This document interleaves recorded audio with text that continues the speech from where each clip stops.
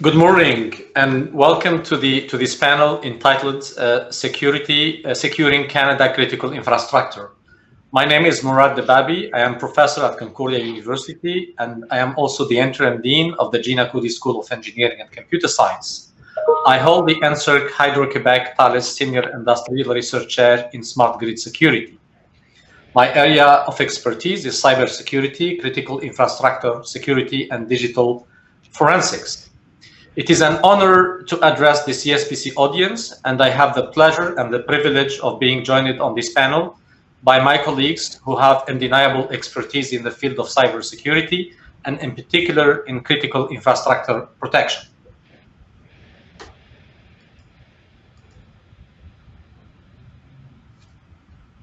Let me start by introducing our panelists today. So let me start by introducing our first panelist, my colleague, Dr. Deepa Kundur.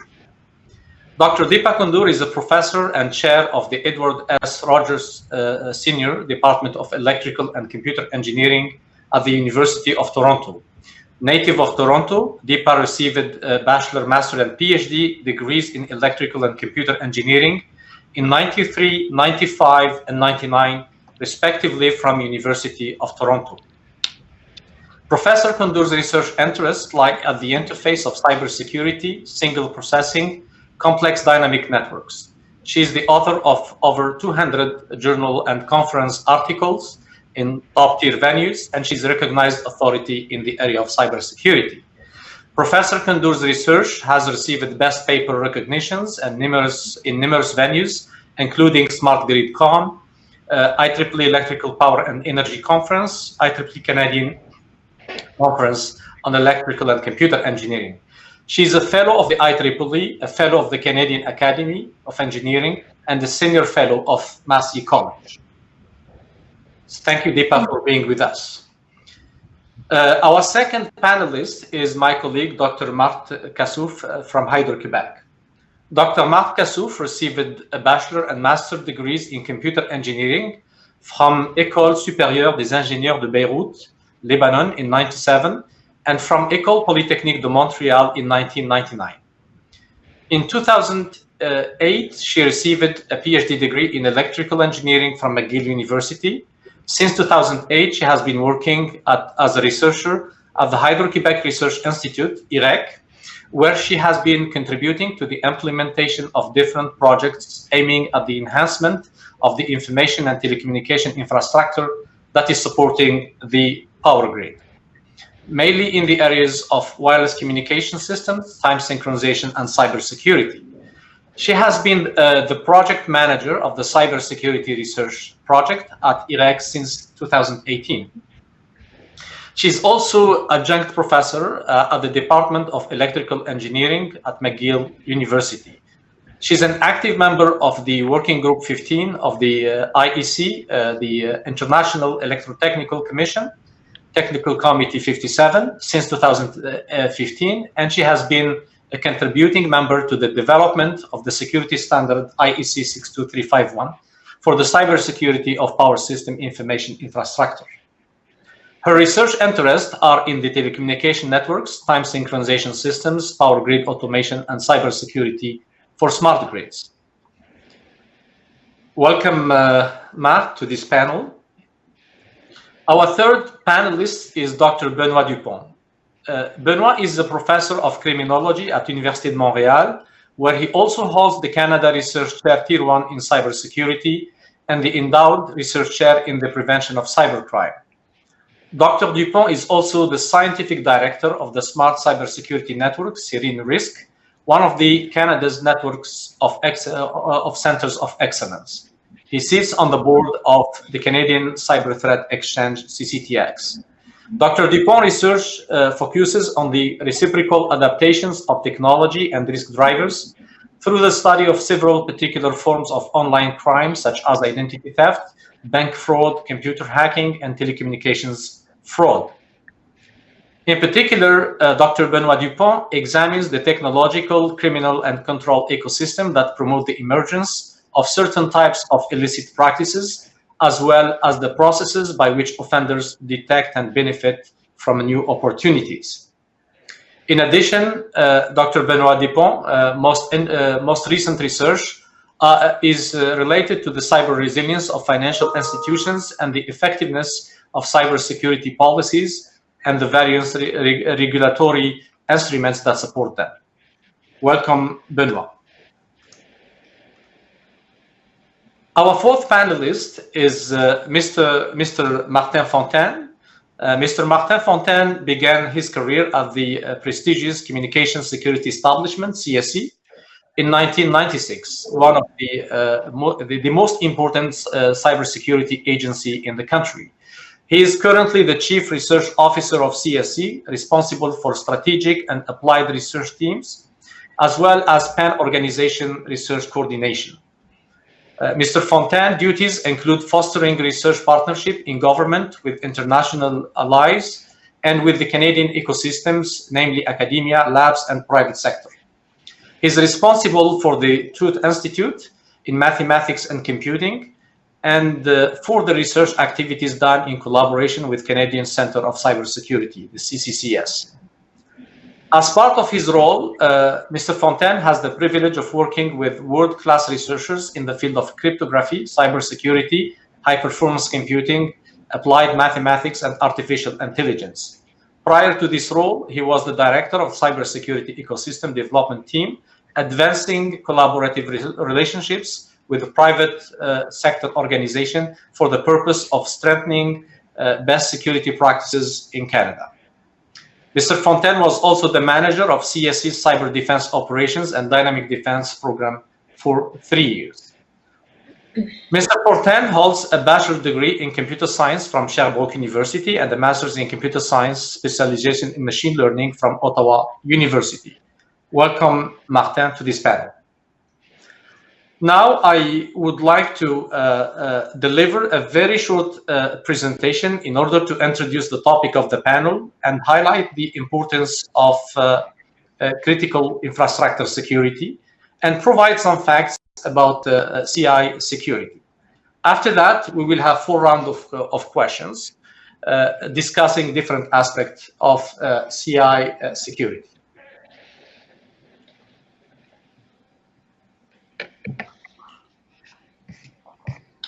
Critical infrastructure, or what we call CI, is defined by Public and Safety Canada as something that encompasses a wide array of processes, systems, technologies, facilities, communication and transport networks, as well as assets and services that are essential to the health, security, economy, and government function. So any disruption of this critical infrastructure could result in catastrophic consequences, such as the loss of life or the endangerment of human lives, adverse economic effects, and significant harm to public confidence. Protecting CI implies facing significant challenges. However, given the enormous footprint and complexity of critical infrastructure systems, facilities, and networks, such as power grids, telecommunication systems, and transportation networks. Critical infrastructure typically involve many interconnected and interdependent systems, which are inherently vulnerable to cascading effects. For example, power blackouts, following cyber attacks. Second, many sectors still use legacy equipment that relies on outdated architectures, which may entail that abundant and hard-to-fix security flaws can be present in this infrastructure. Third, the shortage of millions of cybersecurity experts worldwide will have a critical impact on the protection of the critical infrastructure. In a recent study from Deloitte, it shows that Canada will need about, we have a shortage of about 8,000 experts in cybersecurity by 2021.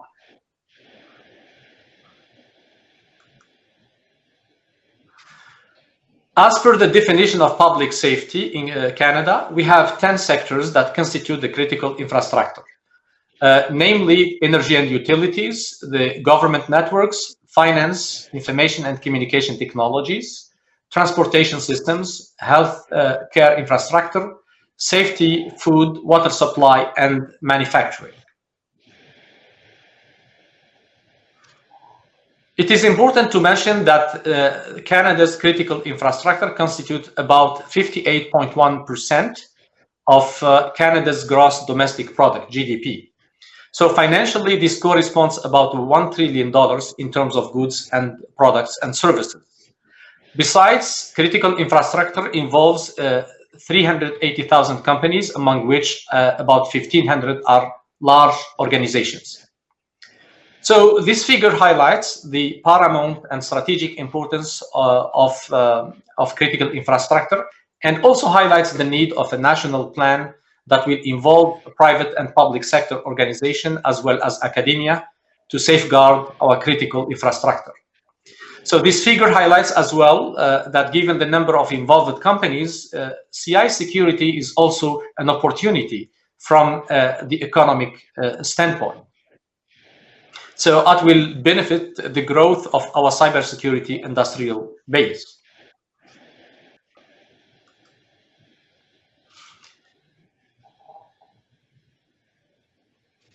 In this slide, we show some of the most recent attacks that have been targeting the critical infrastructure and in particular industrial control systems. We see here examples of Stuxnet that back in 2010 was targeting nuclear power plants in Iran, mainly aiming at attacking the control system that operate or control the centrifuges. And we show also that we had major attacks in 2015 and 2016 in Ukraine targeting the power grid, where about 200,000 to 300,000 people were left without power during the Christmas holidays. Also, we see that in 2017 we had Shamon 2 and Trisus or Triton, which are attacks against petrochemical plants to sabotage their operations and trigger explosions in the Middle East. So what is common to these attacks is that they rely on very advanced pieces of malware, so it's malicious code, with the state-of-the-art virology techniques in terms of infection, mapping the network capabilities through reconnaissance and the propagation and throughout the networks, downloading additional modules, or talking to command and control server. Besides, and more importantly, these viruses have as a well-crafted code that talks to the control devices and also to the smart devices that are connected to the physical equipment of the infrastructure. And it has the capability to send commands that will trigger some operation that can result into endangerment of human lives or explosions or can generate, for example, blackout. So hence the importance to deal with these major threats.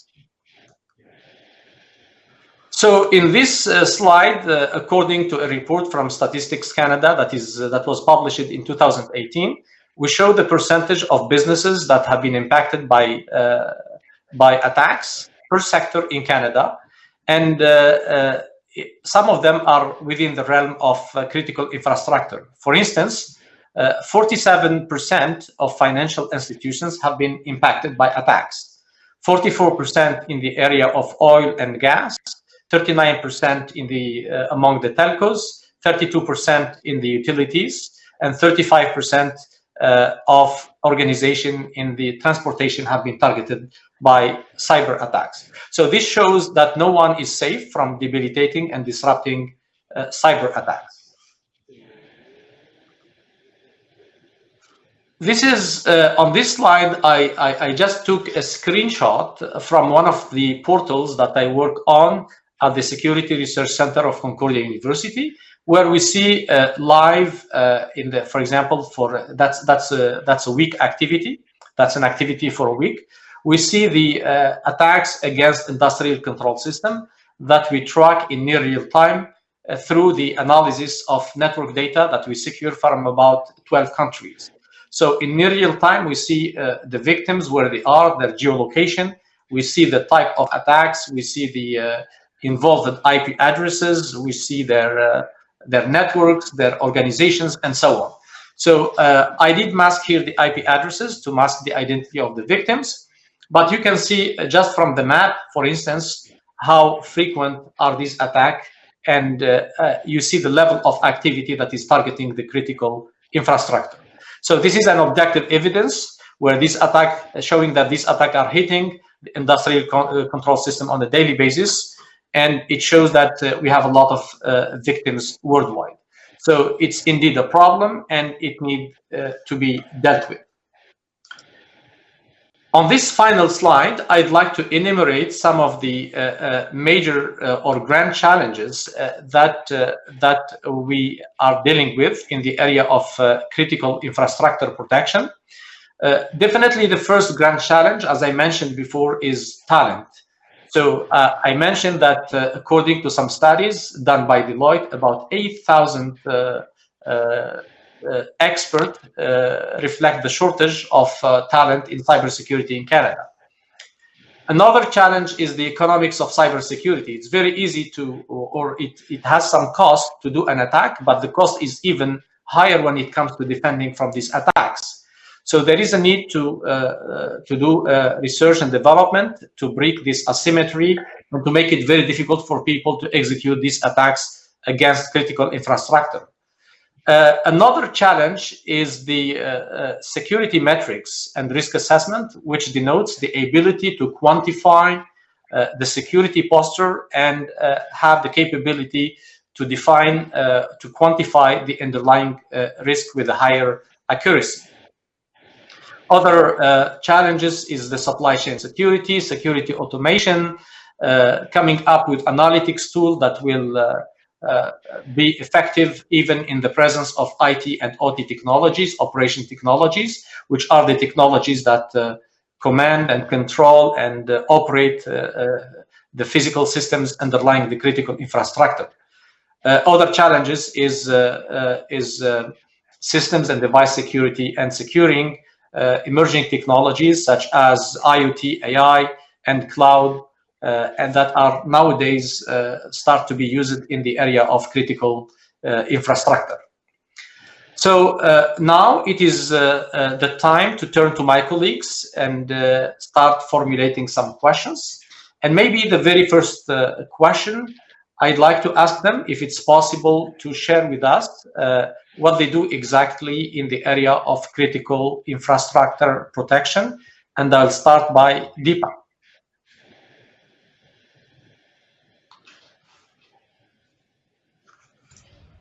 Thank you very much, Mourad.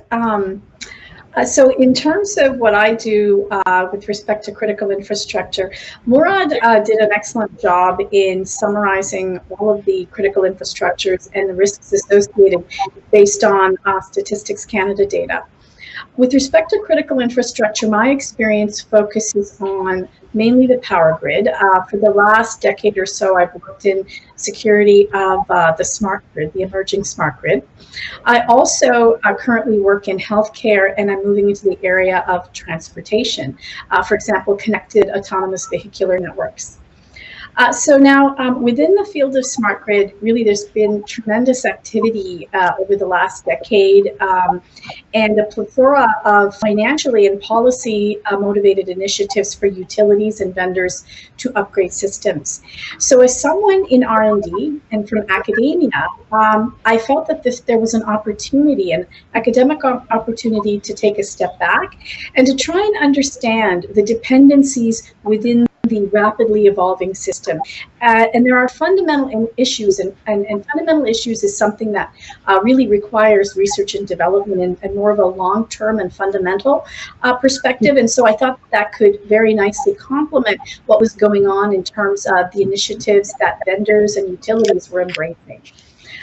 So basically my work has really fallen into the general area of what you would call cyber physical security. And within this, I've been looking at modeling When we think of cybersecurity, it's difficult to look at cybersecurity as a field on its own because it's so dependent on what you're trying to secure. So understanding, having efficient descriptions and models of what you're securing is very important. So a lot of my work has looked at modeling the smart grid, cyber physical systems, modeling transportation systems, both from a mathematical point of view, as well as empirical simulation-based models. And so I focused on using tool sets from graph theory, dynamical systems, and a combination of both of them through flocking theory, variable structure systems, as well as co-simulation through interactions and collaborations with utilities. Now, in terms of modeling, that really leads to vulnerability assessment and analysis. So once we have a description of what's going on, being able to identify what the vulnerabilities are is a critical first step before we try and understand how to secure these systems. And so from that perspective, vulnerability analysis has basically looked at developing new attacks, identifying vulnerabilities within the system. For example, what is the new communication technology? What does the new information technology, the computing that's integrated into the system, how does it enhance the attack surface, make it larger to be able to lead to these kinds of new attack possibilities? And then the third class of my work has looked at mitigation approaches and seeing how looking at smart grid as the integration of really two systems, a cyber system, which has that information and communication technology, as well as the underlying physical system. And in the case of power grids, it's the delivery network, the generation, transmission, and distribution. For autonomous vehicles, it's the actual mechanical of the vehicular technology. So it's been really looking at seeing the systems, the critical infrastructure of a combined cyber-physical system, and really looking at coordinating approaches both in terms of the communication technology, the information technology, as well as the physical system and the natural resilience it has, and coordinating them both for an overall system that is more prepared to manage attacks. Thank you, Mourad. Thank you so much, Deepa. I go to Marthe. Marthe, you are affiliated with the Hydro-Quebec and the Hydro-Quebec Research Institute, and I know they do a lot of research in the area of cybersecurity. So please, if you can share with us what you do there in this area. Yeah, thank you, Mourad, for the presentation. And yeah, in fact, so at the Research Institute of Hydro-Quebec, where basically we are a research institute that is affiliated with Hydro-Quebec. So as researchers in general, and I'm talking about the area of cybersecurity in particular, our mission is to support Hydro-Quebec's operational groups in the sense that we do deal with research problems and we do test new solutions that are directly used in our real environments, whether in power plant, for generation groups, transmission and distribution. So this is the first role that we have, is to support Hydro-Quebec's needs directly. But again, since we work in research, we also have our mission in terms of contributions to the scientific community. So we do have people who work in many areas that are associated with different aspects of power grid problems, starting from electrical equipment to control systems to power system simulation, as well as the information and communication infrastructure that supports the power grid. Now, when it comes to cybersecurity, to research in cybersecurity, we do distinguish many levels of research in this area. So there's the science of cybersecurity in general, whether it's applied for power systems or not, or for any kind of system. There's the cybersecurity of systems that we use for power grid operations, and there's also the cybersecurity of applications that are used in our environments as well as in our relationship with the general public. In terms of cybersecurity science in general, while power grids is one of the systems where we are having an increasing number of issues, that are related to cyber attacks. And the main reason for this is the digital transformation that critical infrastructures in general and power systems included are being subject to. So the fast expansion and deployment of communication networks, of information systems, of data-centric applications in our operational environments has many advantages and benefits, and at the same time it has many inconveniences. So in terms of advantages, we are trying actually to benefit from the wide possibilities that these technologies offer for power grid control and monitoring. So, for example, we do have the possibility to go for a more rigorous remote control of power grid operations. We can ensure a more reliable operation and higher performance. Integration of distributed energy resources, for example. Optimization of the system's performance in general, but at the same time, we are introducing a new set of problems that have never been known and dealt with in terms of operational technologies. And one of these problems is cyber attacks. Usually, legacy operational environments they used to rely on mechanical relays, for example, systems that do not change fast in time, and systems that are relatively stable. But however, with the invasive deployment of IT, we cannot take for granted that a new OT device is able to last with no problems, no major issues in terms of cybersecurity for 10 years. So the whole paradigm is changing, and we are set with a cultural challenge before being a technical challenge. And that's why our goal as cybersecurity researcher is to try to deal with problems not only at the technical level, but there's also the cultural and the organizational level. So going back to the cybersecurity of systems and applications, and again, as a direct result of this IT expansion, we are faced with a new environment where IT and OT convergence is critical. And we need to leverage this convergence in the most optimal way in order for us to enhance our cybersecurity means. And what I mean by cybersecurity means is enhancement in terms of attack prevention, in terms of attack detection, and in terms of attack mitigation and incident response. And it's not something easy because, first of all, it's very multidisciplinary, in the sense that if you want to develop appropriate solutions and efficient protection means, we do need people from different areas of expertise. So, for example, we need people, from power engineering background, power simulation background, systems control and automation, artificial intelligence, communication networks, and IT security.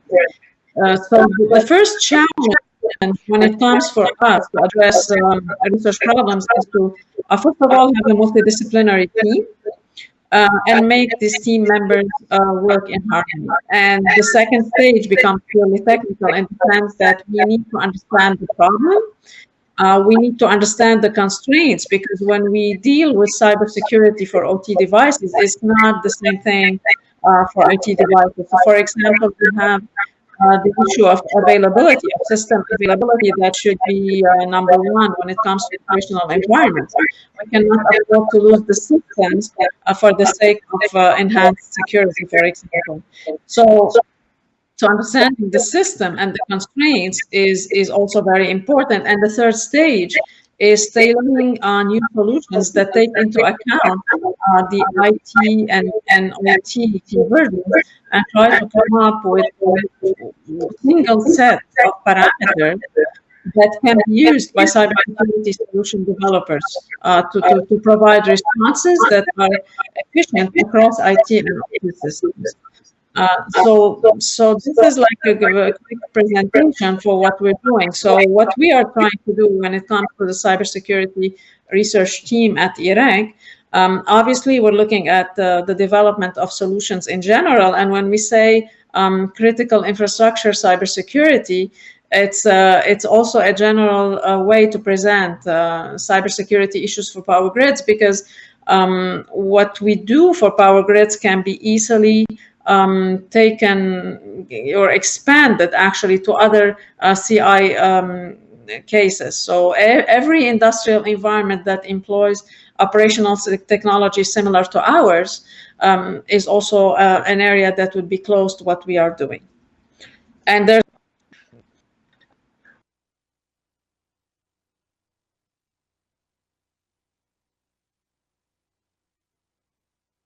also the whole issue of collaboration with industry, industrial partners, with academia.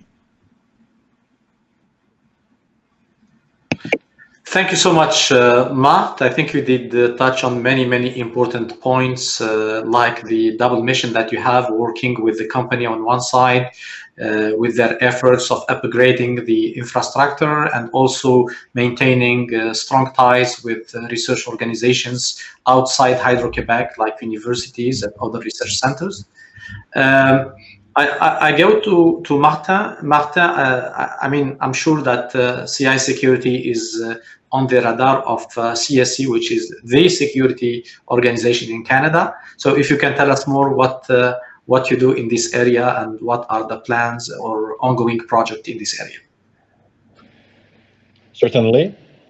Thanks a lot, Mourad, for organizing this panel, and thanks for inviting me. And it's a privilege to be with my colleagues. So first of all, I'll describe a bit what CSC is doing in the space. And you've heard about maybe CSC or the CCCS, the Canadian Center for Cybersecurity. Can everybody hear me well, just to be sure? I'm just doing a test. It's all good? Okay, perfect. So what we're responsible of is providing advice, guidance, and services to mainly one of the 10 sectors of the critical infrastructure, which is government, in this case, federal government. But also our mandate stipulate that we need to work with, provide service, advice, and guidance to the government of Canada and its systems of importance. And in this case, systems of importance is de facto interpreted as being the critical infrastructure sectors. So what do we do in particular is we work with our partners to make sure we architect solutions that are secure. So we sit with as our government partners are setting up services, infrastructure, we make sure it is secure, but also defendable, because even though we have applied everything, all the standards, and we believe everything should be secure, we know that there is always something that is going to happen. So we want to make sure that the infrastructure is defendable and resilient, because we assume, again, that it's not because you build a secure solution it's going to be impenetrable. So we need to make sure we are defendable and resilient. And then after that, we actually conduct defense once we have set up our infrastructure as secure as we can, and it is designed in such a way it can be monitored and you can take actions when something happens.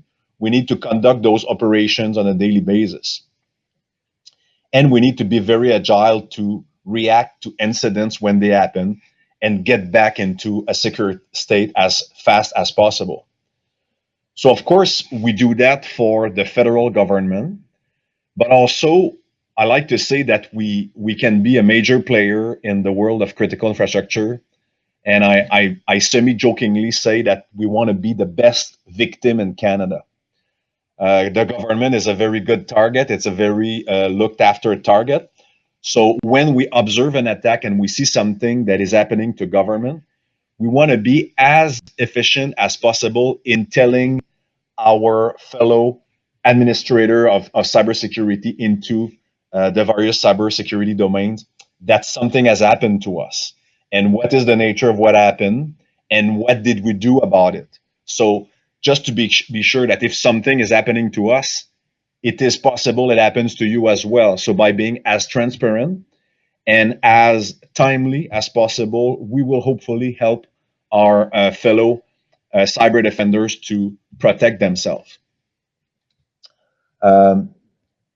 So again, as I said, we want to kind of be this information hub when it comes to cyber threat intelligence and cyber knowledge. And we want to be able to communicate as fast as possible with our partners in real time. So it involves putting in place automation channels for information exchange. And finally, in general, our organization, in partnership with government, academia, private sectors, we want to do the promotion of research, education, and cyber security awareness in Canada.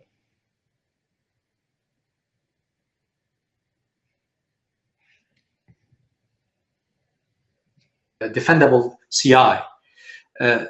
What do you mean? What's the semantics underlying defendable CI? Is it mitigating the effect of attack, trying to get back to normal, or it's much more than that? So what I mean by a defendable, it's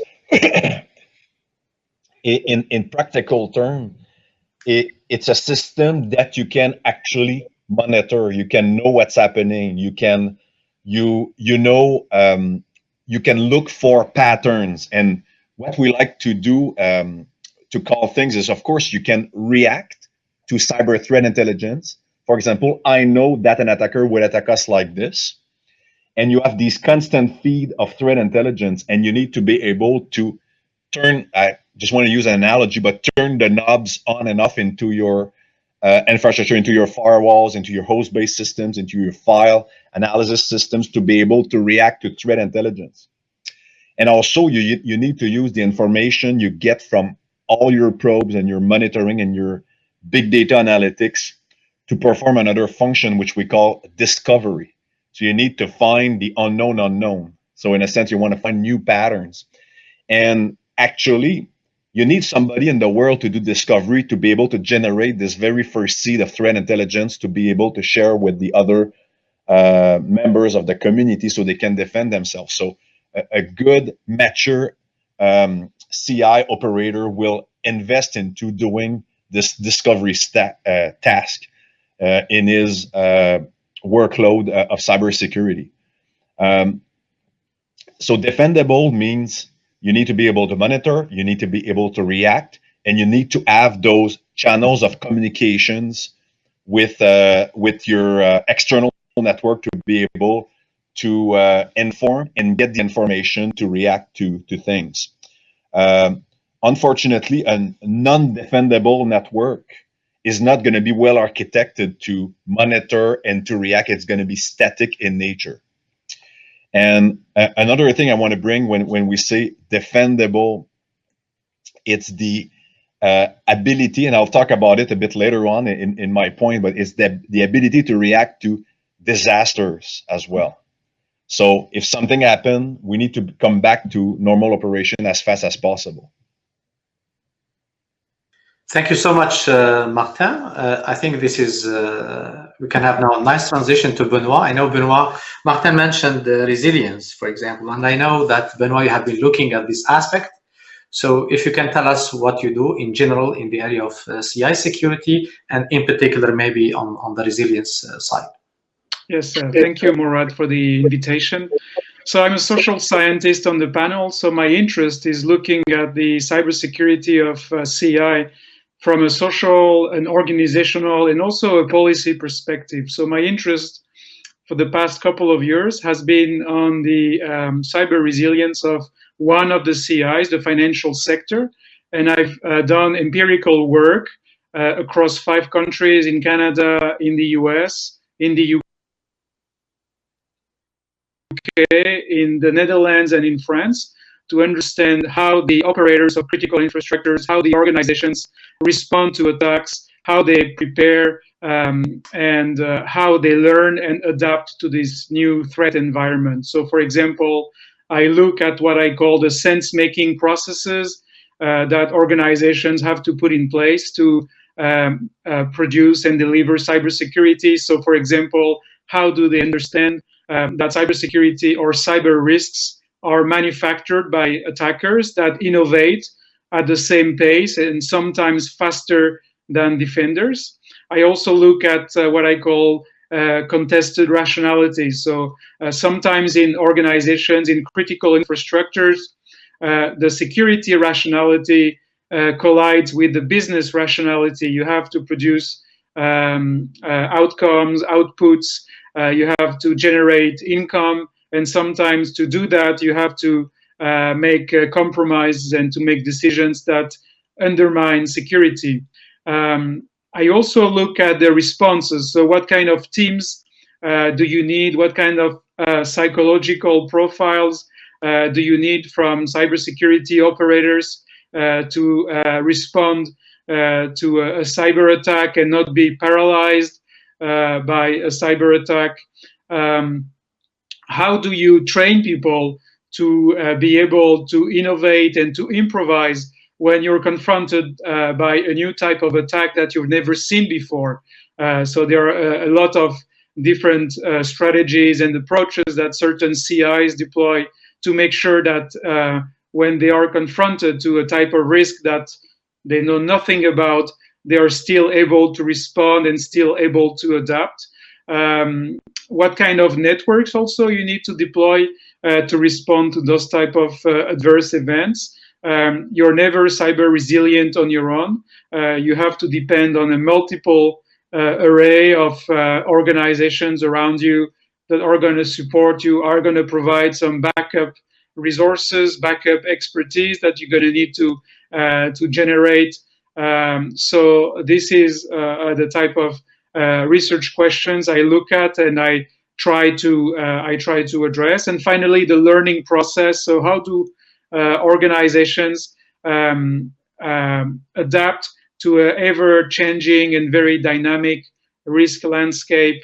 And that includes, for me, the regulatory framework around critical infrastructure. So how do you regulate for cyber resilience and cybersecurity without effectively without stifling innovation? So it's a very fine balance that you need to achieve. And I include in the regulatory framework the standards. Standards for me are a lighter form of regulation. It's a self-regulation by the industry itself that decides on new forms of standards. And I'm also interested in understanding what are the effective processes that can generate and produce effective standards for cybersecurity and cyber resilience. And I see those as two complementary but slightly different approaches to delivering security for critical infrastructures. Thank you so much, Benoît. Now we go to a question about the grand challenges. In the presentation, I had the slide in which I did articulate some of the challenges that can be deemed as grand challenges in the area of cybersecurity of CI. And I'd like to hear your opinions on what do you consider as grand challenge is in the area of cybersecurity of critical infrastructure. So maybe we can start with Marthe. Certainly. So I have noted a few things, and some of them you mentioned, Mourad, in your introduction presentation. The first thing I'll say is something we noticed at the communication security establishment is the inequality of cybersecurity expertise and maturity across sectors. So what I mentioned in my introduction, like one, I encourage everybody to be good cyber citizens and good cyber neighbors. So when something happened, a bit like the neighborhood watch patrol, like if something happened, you need to tell your neighbors so they can defend themselves. But what happened is that the sophistication of explaining what happened and what to do to defend against it will vary depending on sector. That's something that is difficult, and a challenge we're facing is into gauging the maturity of a given sector in IT, OT security, and be able to provide advice and guidance that are appropriate for the maturity of a particular industry to be able to raise the bar a little bit. If you go with too complex things and it's too advanced, it's not going to be useful. People are going to look at you and say, okay, I don't know what to do. And I don't have all these tools, these bells, whistles, gadgets to be able to react to what's happening. So that's a challenge. And we need to develop a toolbox that will have a bunch of services and recommendations that are tailored to your level of maturity. So that's one thing we need to take into consideration. Just a question. Also, on this, I'd like to react on this one. You mentioned that we need kind of a progressive building of capability with the operators of CI. But the problem is at the same time, I mean, the threat is there, and people who are the threat actors are not going to wait until we build up the needed capability. So how to manage the risk on one side and build up this capability on the other side? Oh, that's an excellent question. So sometimes the thing is that all the critical infrastructure are somehow related. Okay, so for example, you're into the power business. You need to connect your objects together. You will, of course, have internal networks, but you might use an internet service provider to connect your sites together and things like that. You might have external expertise. You might have consultants or firms that are working with you. So one way to go around this is to have the ability to influence these providers of those less mature critical infrastructure operators. So you can go to the I don't want to name drop companies, but to the companies that give them services. You can go to the telco company that is serving them and work together to address the issue, because we don't have time to wait, as you say. So that's one way to get around the issue of the level of maturity. But it's not everybody that have sensors everywhere, that have very mature inventories of what is out there and how to configure firewalls, endpoints to react to threat. And not everybody is speaking this lingo and have this type of expertise in-house. But sometimes by working with the community, we can address the challenge. That's one way to look at it. And also another challenge, and I was saying, okay, government, we're giving advice to people, but also ourselves, we're not very good in everything. So we have some shortcomings. For example, speaking for ourselves, our expertise in OT, ICS, SCADA is minimal because we don't operate such systems. So we need to develop partnerships to improve our knowledge of this sector to be able to help others. Rapidly, like another, you mentioned it in your presentation, like access to talent is a challenge, very, very important challenge. It's very difficult to recruit people with the appropriate expertise. Something as well that we noticed is that communication, talking about cyber incidents, something happened in my enterprise and I want to tell others so they can defend themselves, it's still a bit taboo, okay? When something happened to you, it looks like, in the mind of a lot of people, it's a failure. It's because you did something wrong. And we need to change the mentality, because people that are never victim of attack, in my opinion, is because they're not looking hard enough. Okay, so a sign of maturity is to say, this happened and I'm dealing about it, and I have good communications to explain what happened. And this is a big challenge, which is a blocker for people to work together. Also the reactive nature of the business is a challenge. The majority of people will react to things. They learn about a threat, they'll react. Very little people invest into proactive defense. They're not incentivized to do it, in my opinion. The supply chain integrity was mentioned in your slide. It is a very important challenge, and it is very complex. And you buy stuff, you buy services, you install components, and it's very difficult to guarantee the integrity of those things that you're buying and installing into the critical infrastructure. And another thing, which is really I would say, la saveur du jour, especially with the pandemic and working from home, is that the physical perimeter that a lot of people used to brag, like, I built a fortress around my cyber assets and it's defended by firewall, everything is monitored. But this physical perimeter is crumbling away. And a lot of the services we need are going to be put in the cloud, into virtual runtime environment. And God knows where it will be running on the planet. So this physical perimeter is crumbling away. And it affects also convergent IT and OT spaces where the devices are kind of dumb and they're cheap and they're installed everywhere. And the brain behind those devices runs in the cloud somewhere else. So we need to develop strategies to have the benefits of our physical security, but our fortress around our assets without having that fortress. So how do we do that? That is an important challenge, in my opinion. So I'll stop here. Thank you so much, Martin. Very, very important points that you raised. Benoît, on the grand challenge in the area of CI security?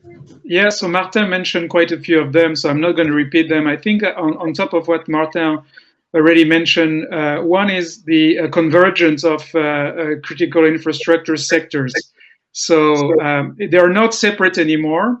They are converging. So the hospitals cannot operate without power, and so without reliability on the electrical critical infrastructure, and without telecommunications, for example, to do contact tracing, to send out the results of medical exams, and so on and so forth.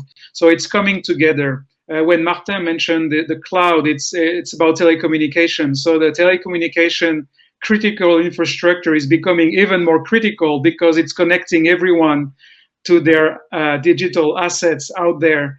And we need to really be able to trust and to have very, very high levels of confidence in those interconnections. So these interdependencies of critical infrastructures has the potential to generate massive cascade effects. And I think the challenge is, how do we map and how do we mitigate the potential very, very negative consequences of those cascade effects, because it's becoming a very limited crisis. And that's what came out of my interviews, can very quickly escalate into something that comes out of control. And we need to understand, how to predict that something that seems very constrained can very quickly explode and escape the capability of an organization to respond and to mitigate. So that's a big challenge for me. The second one is, how do we make sure that the systems, the technical systems, and the social systems converge and work together hand in hand?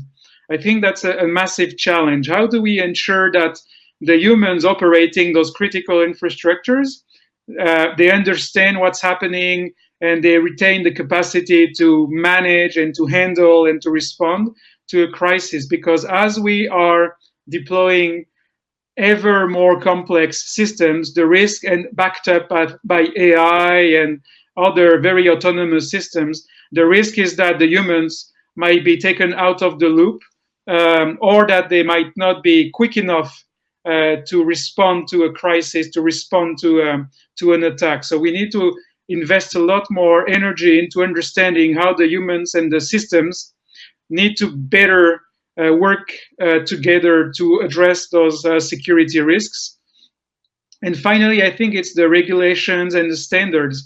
We don't have in Canada, and I'll compare with other countries, we don't have very high levels of regulatory oversight across infrastructures. Each sector, and you showed in your slide, each sector comes under the responsibility of a federal department, but each department has a different level of maturity, just like what Martin said. Each critical infrastructure sector has a different level of maturity. So depending on where you sit in government, and I'm sure Martin wouldn't disagree with me, there are very different levels of capacity to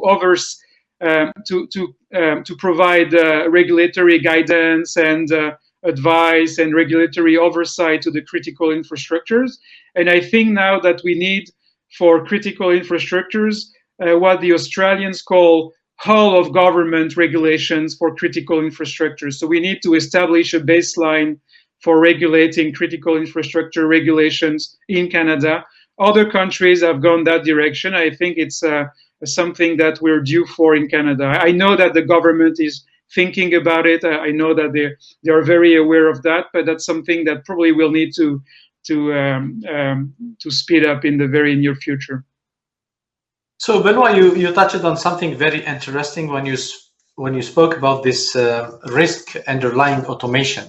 Nowadays, people are trying to automate security operations, and you said the risk with this automation is that people can lose control, can lose situational awareness because they don't understand the inner workings of these black boxes, right? So what do you think the solution to this will be? Is it a training issue? I think it's the whole range, and that's why it's so complex, and that's why it's a grand challenge. And I'm not against automation, to be very clear. I think automation is the only way to go for defensive capacities, because there is no way humans can do it manually anymore. But I think it's more training, it's more understanding as well, what we don't know, the unknowns that Martin mentioned. It's also understanding the psychological state of the people handling those systems and how they interact. So it's a very complex answers. Training, but training not only in technical skills, but training in how you handle emergencies. So the training that fighter pilots get when they operate at very high speeds, very complex systems in a combat situation. So that kind of training. Martin and then Marthe. So I just wanted to add something like I like to define automation a bit differently as not to say replace human, but say a human has a limited number of hours in a day. We want to maximize the effectiveness of human hour in the cybersecurity system. If we define it like this, automation can be measured in such a way to maximize the very precious minutes we have out of humans. Thank you very much, Martin. Marthe, your input on the grand challenges in the area of CS security? Yes, well, in terms of, I mean, I agree with what Martin and Benoît said. In terms of challenges, I see three different levels of challenges. So we talk about the approach, and we talk about the tools, and we talk about the human aspect, right? When it comes to cybersecurity of critical infrastructures and power systems in particular, as an example, it's a huge landscape of systems and processes that we need to protect. So if I go back to my three levels of challenges, in terms of approach, again, we talk about IT-OT conversions, but yes, we need to secure critical infrastructure differently from securing IT systems. And this is a major element that needs to be taken into account, in the sense that we can extend IT security methods for IT-OT convergent environments, but there's a limit for the efficiency of this extension.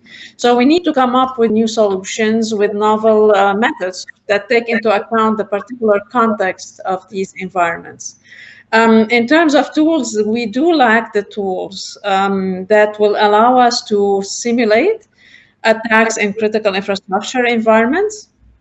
So, for example, we talked about co-simulation, we talk about data analytics, but again, we need to have a structured way for the design and the use of appropriate tools that integrate those elements while, providing security professionals with the environment, the experimental environment that they need to understand the impact of cyber attacks on their systems and to design and validate the efficiency of defenses.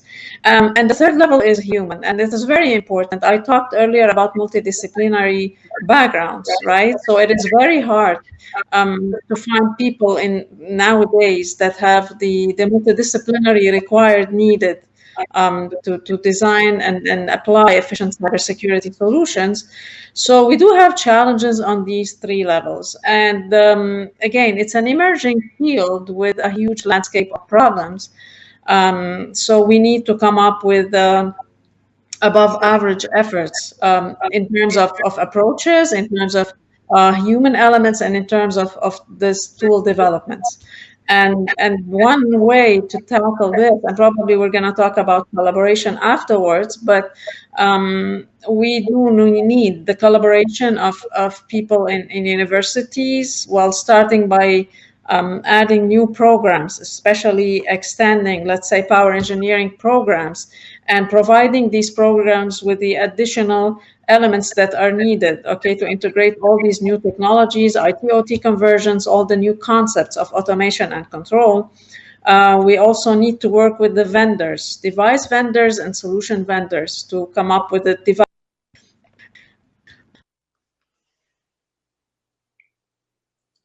development that we need in order to have tools that will help us go for cybersecurity analysis. And also we do need to work with the different industrial partners, because we do have similar problems. The magnitude of the problem and the use cases might be different, but at the end of the day, we're talking about an essential way to confront the cyber threats. So then this is all what I have to say for that. Marthe, you highlighted a very important challenge, which is to get people that understand the infrastructure in a particular area, for example, and you touched on the smart grid in particular. So you need people from power, you need people from control, you need people that understand very well the cybersecurity. Yes. So do we need to train differently the people? And this is very challenging, because maybe Deepa can help us answering that question. So the engineering boards, right, whether in the province or Engineers Canada or the orders of engineers or the accreditation boards, they have very strict requirements on, let's say, electrical or computer engineering programs. So now if you'd like to train people with cybersecurity, with control, with power, with telecommunication knowledge, it poses important challenges or requirements on the program. So Deepa, if you can help us answering that, and then maybe the point that Marthe did raise, and then talking about other grand challenges. Absolutely, Mourad. I completely agree. I think the area of cybersecurity is very unique, and this is why training is a little bit of a challenge. It's an area that will never go away, and there are fundamental principles for how to attack systems, fundamental principles in how to protect systems, and there are some fundamental insights into how to make systems resilient. But this is also technologically dependent. Okay, so as for example, we'll see this with the research in the area of quantum. Okay, quantum will have significant effects. Technology affects cybersecurity significantly, because that is the aspect that really gives the flavor to the attacks and the mitigation strategies. So when you're looking at educating people, a lot of times, there are trade-offs. It's a very dynamic field, and cybersecurity is an area that also depends strongly on what you're trying to secure. So it becomes very broad, very rapidly. I completely agree with what you said, Mourad. There are natural challenges. You and I are both administrators. We understand there's natural challenges in trying to coordinate with accreditation boards. And accreditation boards their perspectives are very important. But the challenge we face is we are in a field, especially if you look at electrical and computer engineering and associated fields like computer science, whereby they are rapidly evolving and they're integrating into society in such a way that boundaries are naturally blurring. And so there is a need, an open grand challenge, to have more modular, flexible curricula. And this is a perfect example in the field of cybersecurity of critical infrastructure, where there's many paths to get expertise in that area and many aspects to it. So we have to start looking at being more flexible. Is it possible for students who don't have necessarily a scientific background to get a background in cybersecurity. We're starting to see the interface of technology with art, with medicine, in everyday lives. So we have to start looking at being able to educate people with different backgrounds that are maybe not purely scientifically driven, to be able to harness them with the skills that's necessary to keep the, our critical infrastructure and society in general more secure. Now, so that answers the first question. Now, Mourad, in terms of, what the challenges are in addition to this, I would put forth, so education, of course, is one, making it more flexible. But, I think this is one impact, the impact on education, to what is very interesting in general in the field. Marthe alluded to this, Benoît did, and so did Marthe. Essentially, you have a landscape that's rapidly changing. What you want to protect is changing, and how you attack is rapidly changing.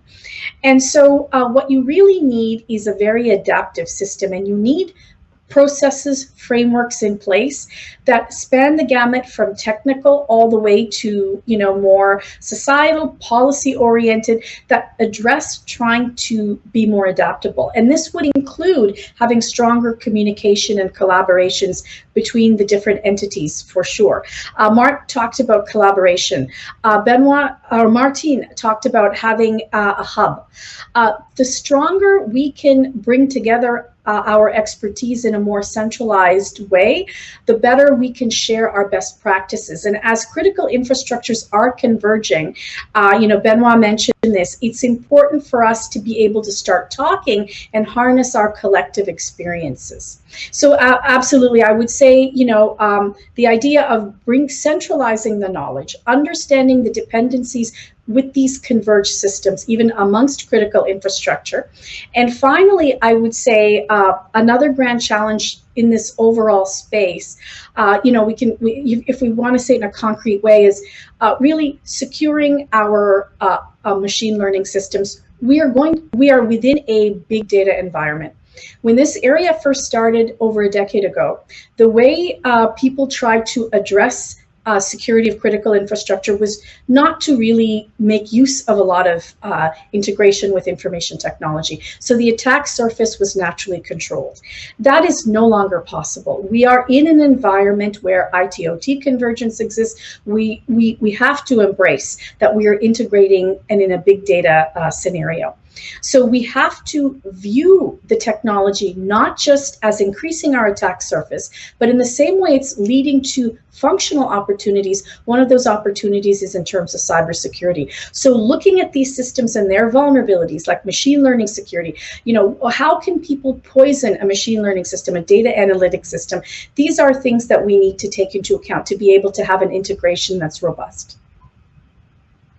Thank you so much, Deepa. I think you mentioned the importance of collaboration. I think everybody speaks about collaboration. So maybe the next question that we can address together is how to build effective partnerships between academia, government, and industry in order to enhance the cybersecurity of CI. And I'd like to start by Marthe. I know Marthe is actively collaborating with government organization, with universities, with companies. So Marthe, if you can tell us, how do you see an effective partnership or an effective collaboration in this area? Yeah, well, actually, yeah, we've been successful in this collaboration. So we're working with Professor Kundur since 2014. We're working with you, Mourad, since 2016. We have a very nice partnership with CSE since 2017. And I think it was so far a successful experience because it's a new area, right? And again, so we want to develop our approaches, our tools, and make sure that our people know how to deal with cybersecurity problems. When it comes to industrial entities, and for example, like the Hydro-Quebec Research Institute or Hydro-Quebec in general, I think we are some sort of an intermediate node because we can work with universities in order to tackle aspects that are more associated with the science of cybersecurity. So we do leverage on your expertise and on the expertise of graduate students and people in PhD and master programs to try to have a new, to design new solutions and to test the efficiency of these solutions. We do work with vendors because at the end of the day, all the solutions that we develop, whether at the Hydro-Quebec Research Institute or with our academic partners, they need to be applied somewhere in our systems or in environments of other power utilities or other critical infrastructure owners and operators environments. So we have a lot of work to do with vendors, and especially when it comes to the implementation of the cybersecurity by design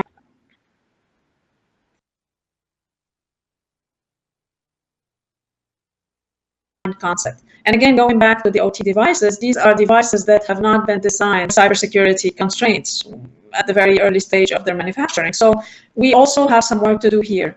And we work with government and also with the regulators, right, and policymakers, because at the end of the day, we need to secure communication channels, whether with other security agencies in the country, with other power utilities, other CI entities. And I think here the government has a major role to play because they kind of watch on the security of the country from all the point of views, and cybersecurity of critical infrastructures is something is an area where the government has to have some presence. We do also work with the standardization bodies and regulation agencies. The problem with the standards is they are very slow. So we have a long process to develop the standard. We have a long process to validate the standard and to provide it to vendors and ask vendors to implement it. And we talk about the span of something between 3 and 5 years of average time. And when it comes to cybersecurity of critical infrastructures, this is a long time, knowing that the threat is advancing in a much rapid pace. So I think we have to leverage collaboration. So far we've had a good experience working with you all, and I think this is something that we will be keen on pursuing. We work in cybersecurity, but again, this is something that I think should be considered for other multidisciplinary areas that are being dictated by the digital transformation of the CI itself. Thank you so much, Marthe. Benoît, any ideas on how we can work together, government, industry, and academia? Yeah, I think the examples that Marthe mentioned are great, and I think they're the way to go, definitely. I think the tribes of academics on one side and cybersecurity professionals on the other side, whether they're from government or industry, still have a lot of difficulty understanding each other and speaking the same language and understanding each other's needs and constraints. And I think it might be helpful to embed academics more in public or private organizations, and to do the same to embed cybersecurity professionals from the public or the private sector in academia for a number of months, so that we develop these ties of trust and confidence in each other's capacities, and we develop this knowledge of what the others are doing and this trust, so that we can then collaborate and build those partnerships. So I would say that having, I mentioned the hub, but also sending out people to different environments for a small period of time, so that they understand more deeply, because we all agree that we need to collaborate. The difficulty is actually finding the right platforms to do it. So those placements or secondments and the building of hubs where physical places where people can come together and actually build those ties and build those projects, I think would be take us a long step in that direction of collaboration. Thank you so much, Benoît. Deepa, how to effectively work together? Yes, I completely agree what was said by both Marthe and Benoît. I think, another way, I mean, in addition to what was stated, this is a fantastic opportunity, collaboration for training as well. So Benoît referred to having secondments, being able to help us learn each other's languages by immersing ourselves in each other's environments. And a great additional way to do this is through students, undergraduate, graduate students, and to harness a lot of the fantastic opportunities we have with federal government initiatives, provincial government initiatives for student training, where can visit conduit for tech from different entities, educational, utility, vendor, governments. I think we can address the challenges. This is really an outstanding educational context. It really teaches and trains our students to understand that silos are breaking down. Really start to value the nature of a transdisciplinary experience and be able to speak the language of multiple entities so they can have a high impact in this field. Thank you so much, Deepa. Martin, I think all of us are highlighting the importance of partnership and collaboration. Why it is not happening in an effective way these days? Any thoughts on that? Okay, why it is not happening? It is somehow happening. Like it's not to the extent we want, but I see it. At least it's not nothing. So I separated my point into two things. Like first one, let's say we'll put academia on the side. Okay, I'll come back to it because I care a lot about it. But first is that there's importance that there are partnerships among operators themselves. Okay, and I think, and I mentioned at the beginning, it's a bit taboo to say, "Oh my God, something happened to me," and you feel a bit ashamed. You don't want to talk about it. So I would encourage everybody to join those hubs. And CCTX, and Benoît, you're one of the chair of CCTX, is an example of such of those hubs that you can go, you can explain what's happening in your organization, what you're doing, share lessons learned, practices, and what to do to make sure you're better at applying your security practices into your organization. So I encourage you to join those hubs, and again, also include your competitors. I don't think you should compete by saying my organization is secure, yours is not. I don't think it should be used to crush your competitors. Everybody should be secure, and we're all benefiting from being in a secure ecosystem. And as Marthe mentioned, working with your supply chains, your providers, vendors is essential. So that's first thing. Second, okay, academia and research in general, and I know about it because I'm responsible for research at CSE, and I'm between researchers and research partnership and the actual people that do the work. So the first thing, okay, that is the biggest challenge is to have people that practice cybersecurity to express the need that they have. What is it? Where is it that they're suffering in a very clear way? And this is super hard, okay? Because what we see, we have people that says, yeah, my job is a challenge because of many things, and they do hand waving. And on the flip side, you have a lot of people, and I include myself in this, in academia, we have tons of ideas, tons of theories, but they don't really apply, they don't gel to the actual implementation. So first is to define what is it that you're looking for in terms of, we like to use user stories. So if I had a technique to do this, it would help me in such a way. And we need to come up with a measurable way to say, you know what, is the innovation working or not into my particular field of application? And it's important to come up with these measurables and these ways to express where we are suffering. And this, in my opinion, establish a productive dialogue between researchers and innovators in academia and the actual practitioners. Us in government, and I'm sure in many big corporations, we can kick the tires. So we can take something, take an idea, take an innovation, take a product, and see is it working or not, and put it in front of operators. And this tight feedback loop is established between innovators and practitioners. And this is where innovation that makes sense is happening. So that's what I want to establish in priority, is to create these tight feedback loop.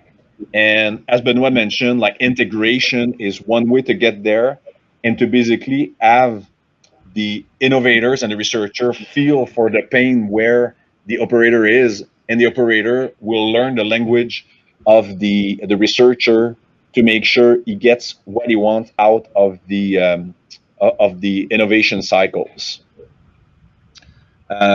So that's kind of the information. And also, what I find is that getting realistic data sets, realistic environment is a challenge when it comes to do research. And very few people are willing to take their realistic data and make it available on the web for people to do research on, because you have all these privacy issues.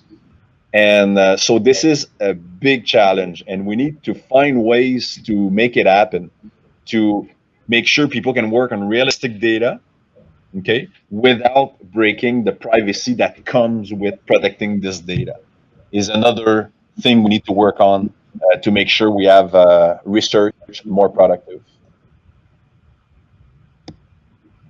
These are very relevant and important points that you raised together with the other panelists. So we have still time to take a few questions, if any.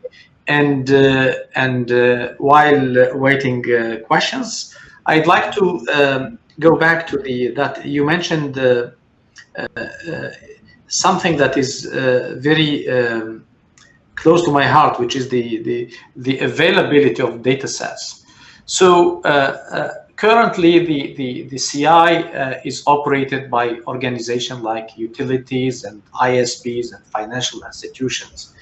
And when it comes to sharing information or sharing data sets, there is a fear issue, right? I mean, they are afraid to disclose some sensitive information. You mentioned the privacy. There is the issue of trust, and how to make that happen. I mean, how to build these trust relationships, how to create an environment in which these data sets can be made available. It's not just data sets, it's information sharing. It can be data, it can be insights about attacks, it can be threat intelligence about attacks. So how to create an environment where this sharing will be taking place.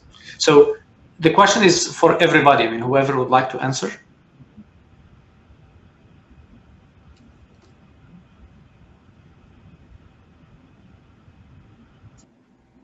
Maybe to help you a little bit. So I have seen instances where the organization in a particular CI sector got together, and a proposal has been put on the table to share information. And I think it's very, at least for someone coming from academia, it's very difficult to advocate for sharing information. In my opinion, it would have been easier if that request is coming, for instance, from a regulator or from a government agencies. So there is an issue of leadership there, right? That I believe can be taken by government, for example, or regulators in a particular area. So what are your thoughts on this? To bring people to share and to create these trust relationships.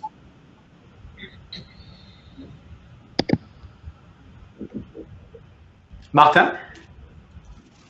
Yes, it is a big challenge. Like, and when you talk about the regulation, like even the government itself is very reluctant to share its own data because we're very concerned about privacy, and there's always the threat and that the data is analyzed by the actual people you want to defend against. So they could analyze the data, and even we have invested into things like how to anonymize data sets so it protects privacy. And even though there are anonymization techniques, people are scared that patterns will be analyzed and people can deduct information out of minimized or anonymized data. There is also the possibility, we also invested into simulation. So how to create a simulator that will reproduce with a lot of fidelity the data we have inside, okay, that we want to protect, so we can share the simulator. Actually, it's a bigger challenge than we expected, and we never succeeded in doing that with statistical accuracy.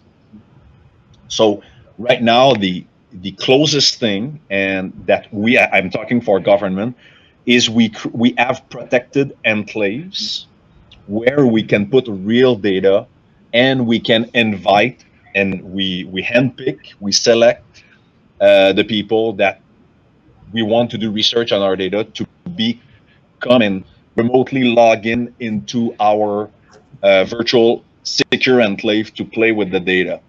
And I don't want to thank the pandemic because it's not fun, but thanks to the pandemic, we have accelerated our low side enclave and development, because a lot of people need to work from home now. So this was accelerated in such a way. So hopefully it can be a positive effect of this situation, where we can have these protected enclave available on the low side, where we can welcome our partner to remotely log in and work with us. So we're working on that. It is super important, but there's no silver bullet that I have identified so far regarding this challenge. Thank you so much, Marthe. Maybe Benoît, on this trust and leadership and collaboration. I know that you are involved in the NCC. Is this one of the answers to the question? Yeah, I think so. I think something that could enhance the willingness of the partners to share the data would be to be able to demonstrate to them a little bit better the ROI, the benefits that they could derive from entering into those sharing relationships. So one of the most powerful statements I ever heard was a CISO from one of the top 5 banks in Canada telling me that by participating in a certain type of intelligence sharing arrangement, he's able to beat the commercial data feeds he pays a lot of money for by 2 days. So you know, it's a very simple statement, but what he's saying to all the people who listen to him is by sharing data freely among a trusted group of people, I'm benefiting directly and very concretely. It's not only for the benefit of science, it's something that generates some immediate returns for my organization that I can put a number, whether it's a money number, it's a time number on it. And I think that as researchers, maybe we haven't been doing enough to help organizations understand the very concrete applied benefits of sharing data. And of course, it's it's because we haven't had access to the data that some groups of organizations are sharing to be able to assess and evaluate the direct benefits. So it's a catch-22 kind of situation. But I think that we'll need to, beyond the good intentions, we'll need to approach this problem from a scientific perspective by saying, okay, well, we all claim that sharing data is beneficial to the whole ecosystem. Can we demonstrate it? And how can we demonstrate it scientifically? That's a very good point, Benoît. Maybe the last words of wisdom from Marthe and Deepa on this issue of sharing and leadership and trust issues in the collaboration. Yeah, it's going to be very quick for me. I think I do agree with what has been said, but I think, yeah, the government can take the lead here, because trust is very important, right? So even for critical infrastructure operators, it is very, and since we talk about the infrastructure security, which is very much connected to national security, I think the entity that can play a leading role here is the government, and establishing the trust between different CI owners and operators, and making sure that the information that is being shared is well preserved. Thank I'll you, leave Marthe. it up to Deepa for conclusion. Thank you. Deepa, and I'm hopeful that you will emphasize the importance of academia in being part of that dialogue between public and private sector organizations. Deepa? No, absolutely, Mourad. I think there is an opportunity. Yeah, I think there's an opportunity here for sure, as Mourad mentioned, for academia. Establishing trust is very important, as has been repeatedly stated. Part of the issue with sharing data is the stigma associated with being attacked, as well as, of course, there's critical knowledge that is exposed. Academia, in its very idealistic form, is an entity that really looks to advance knowledge, ideally without an agenda.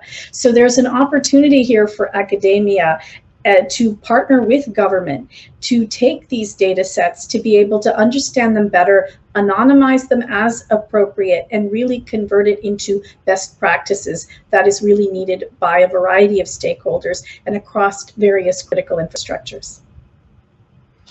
Thank you so much, Deepa, for this mot de la fin. I'd like to thank our panelists for their kind participation to this panel. So special thanks to Deepa, to Marthe, to Benoît, to Martin. Thank you for participating and contributing to this panel discussion. I'd like to thank as well our attendees for their participation.